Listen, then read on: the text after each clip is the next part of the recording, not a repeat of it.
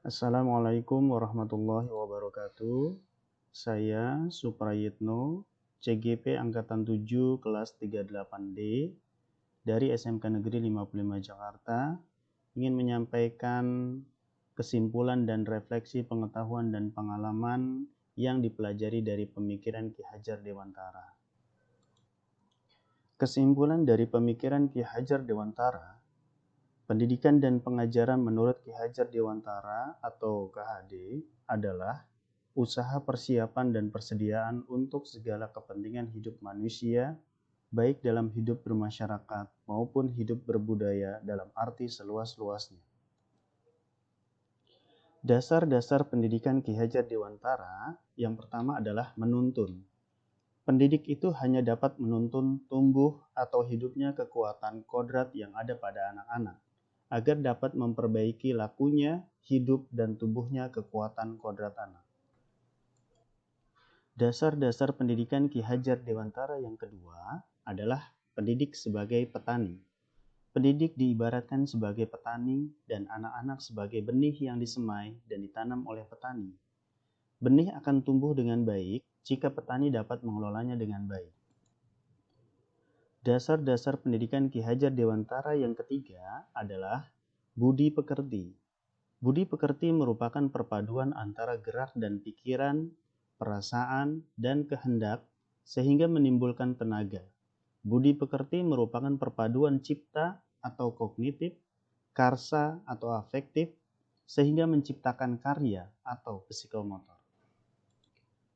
Dasar-dasar pendidikan Ki Hajar Dewantara yang keempat adalah merdeka.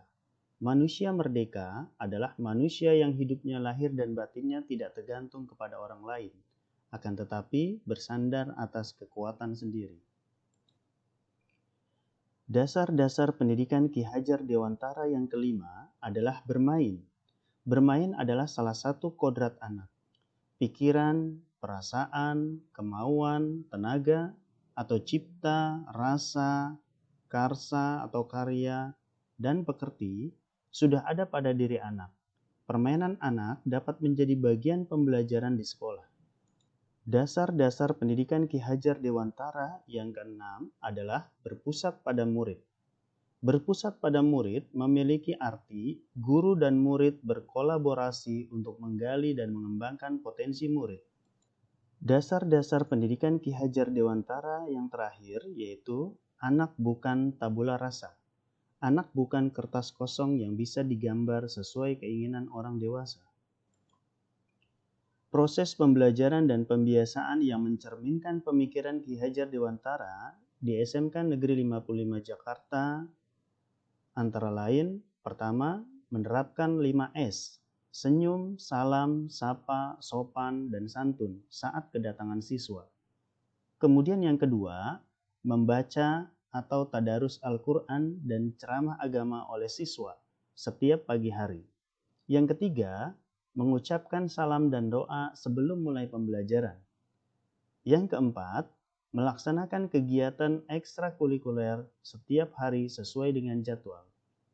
Dan yang kelima, menerapkan gerakan 5R, yaitu ringkas, resik, rapi, rawat, dan rajin pada setiap bengkel praktik. Yang keenam, senam kesegaran jasmani sebelum mulai praktik di dalam bengkel. Dan yang terakhir, rutin melaksanakan kegiatan PHBI dan PHBN. 3 pertanyaan pemantik. Apa yang Anda percaya tentang murid dan pembelajaran di kelas sebelum Anda mempelajari modul 1.1? Yang kedua, apa yang berubah dari pemikiran atau perilaku Anda setelah mempelajari modul ini? Yang ketiga, apa yang dapat segera Anda terapkan lebih baik agar kelas Anda mencerminkan pemikiran KHD? Pertanyaan yang pertama, apa yang Anda percaya tentang murid dan pembelajaran di kelas sebelum Anda mempelajari modul 1.1? Sebelum mempelajari pemikiran-pemikiran Ki Hajar Dewantara, saya percaya bahwa dengan tindakan tegas dan memberikan hukuman, maka akan membuat perilaku siswa berubah.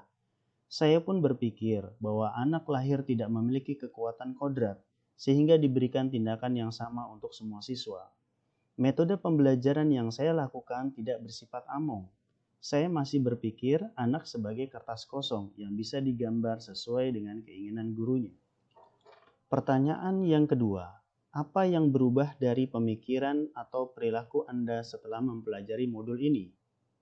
Setelah mempelajari pemikiran-pemikiran Ki Hajar Dewantara, pemikiran yang berubah pada diri saya antara lain tidak lagi memberikan hukuman kepada siswa yang sifatnya tidak mendidik, mencontohkan keteladanan budi pekerti kepada siswa agar mereka bisa melihat dan menirunya, melakukan pembelajaran yang menyenangkan dengan menerapkan berbagai model pembelajaran, dan melakukan metode Among kepada siswa dengan sabar dan ikhlas karena mereka unik dan berbeda.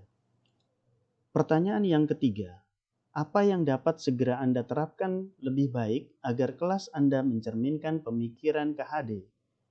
Tindakan segera yang dapat saya terapkan setelah memahami pemikiran-pemikiran Ki Hajar Dewantara adalah tidak lagi memberikan hukuman kepada siswa yang malas belajar, lebih sabar dalam membimbing mereka, mengenali lebih dalam karakter dan latar belakang siswa, menjalin komunikasi dengan orang tua, memberikan pembelajaran yang menyenangkan, dan memilih media dan model pembelajaran yang sesuai dengan kondisi saat ini.